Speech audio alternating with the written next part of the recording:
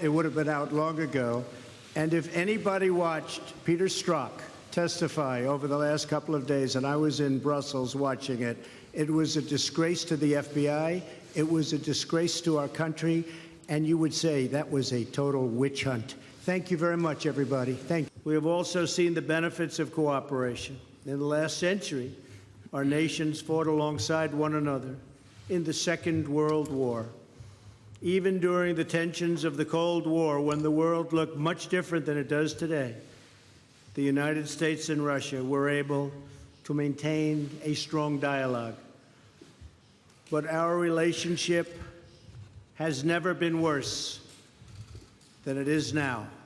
However, that changed as of about 4 hours ago. I really believe that. Nothing would be easier politically than to refuse to meet, to refuse to engage, but that would not accomplish anything.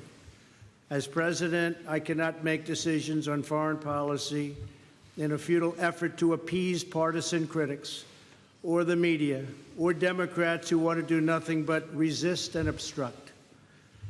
Constructive dialogue between the United States and Russia affords the opportunity to open new pathways toward peace and stability in our world. I think that the probe is a disaster for our country. I think it's kept us apart. It's kept us separated. There was no collusion at all. Everybody knows it. People are being brought out to the fore. So far that I know, virtually none of it related to the campaign. And they're going to have to try really hard to find somebody that did relate to the campaign. That was a clean campaign. I beat Hillary Clinton easily. And frankly, we beat her. And I'm not even saying from the standpoint, we won that race. And it's a shame that there can even be a little bit of a cloud over it. People know that, people understand it, but the main thing, and we discussed this also, is zero collusion. And it has had a negative impact upon the relationship of the two largest nuclear powers in the world. We have 90% of nuclear power between the two countries. It's ridiculous. It's ridiculous what's going on with the probe. There's no evidence when it comes to the actual facts. So we have to be guided by facts and not by rumors. Now, let's get back to the issue of these 12 alleged intelligence officers of Russia.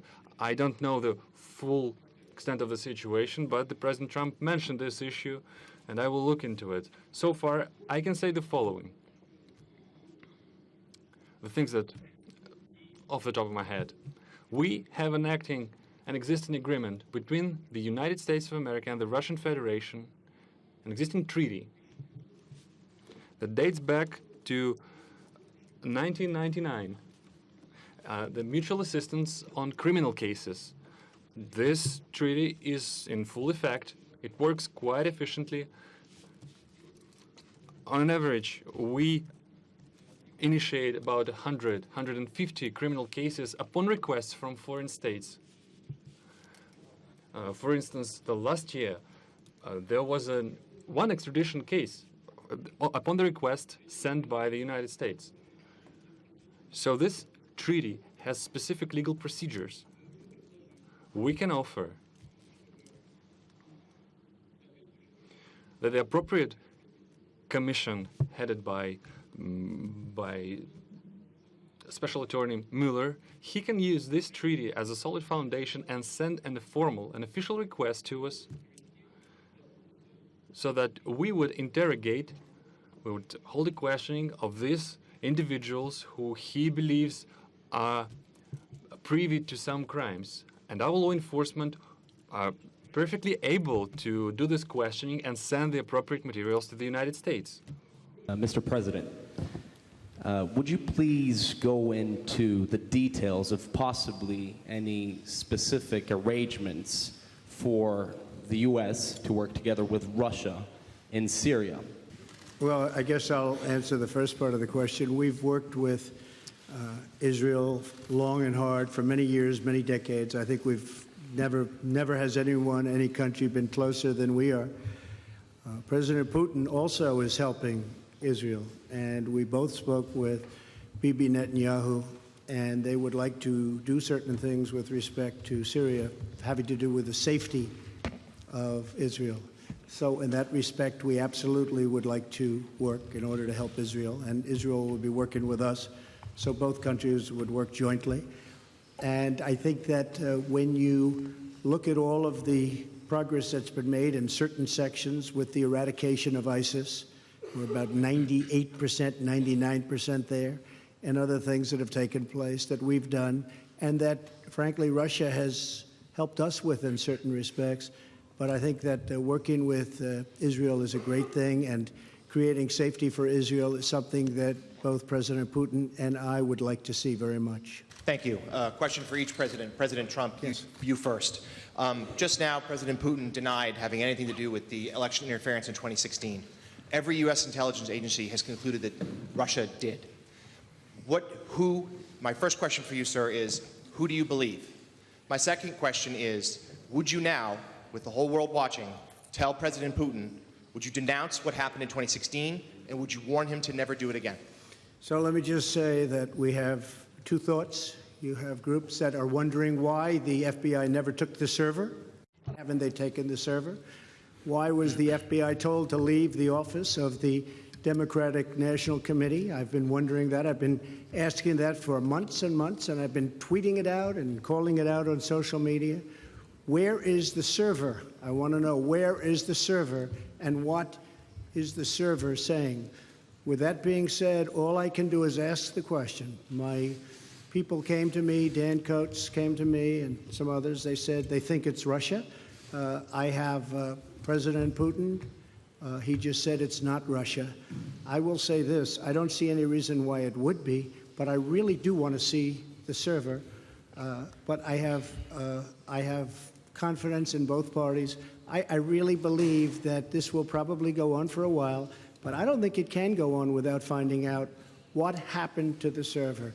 What happened to the servers of the Pakistani gentleman that worked on the DNC? Where are those servers? They're missing. Where are they? What happened to Hillary Clinton's emails? 33,000 emails gone, just gone. I think in Russia they wouldn't be gone so easily. I think it's a disgrace that we can't get Hillary Clinton's 33,000 emails. So I have great confidence in my intelligence people, but I will tell you that President Putin was extremely strong and powerful in his denial today. And what he did is an incredible offer. He offered to have the people working on the case come and work with their investigators with respect to the 12 people. I think that's an incredible offer. Okay? Thank you. Yes, please. A question for President Putin. Thank you. Two questions for you, sir. Can you tell me what President Trump may have indicated to you about officially recognizing Crimea as part of Russia? And then secondly, sir, does the Russian government have any compromising material on President Trump or his family?